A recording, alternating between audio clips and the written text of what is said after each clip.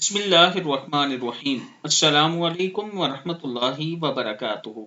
नमाज मगरिब के बाद का आज मैं अपने चाहने वालों को एक ऐसा अमल बताऊंगा कि अगर आप ये अमल कर लेते हैं तो तलवार से भी 1000 गुना तेज ये वजीफा है। आप इसको किस मकसद के लिए कर रहे हैं वो एक अलग बात है। आप इसको हर ही मकसद के लिए कर सकते हैं, कारोबार के लिए भी कर सकते हैं, इसके अलावा दुश्मन से बचने के लिए भी कर सकते हैं, रिस्क के लिए भी कर सकते हैं।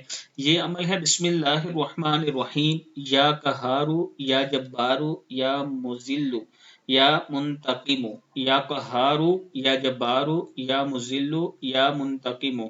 ये दुश्मन को तबाह करने के लिए भी है, तबाह से मराद के दुश्मन से बचने के लिए भी ये अमल है। अगर कोई शख्स अपने दुश्मन या दुश्मनों की शरारतों और फितनों पर मतलब उनके ऊपर हैवी होना चाहता है या उनसे बचना चाहता है तो वो ये अमल करे। या कहारू या जबारू या मुजम या मुजिल्लु या मुंतकिमु।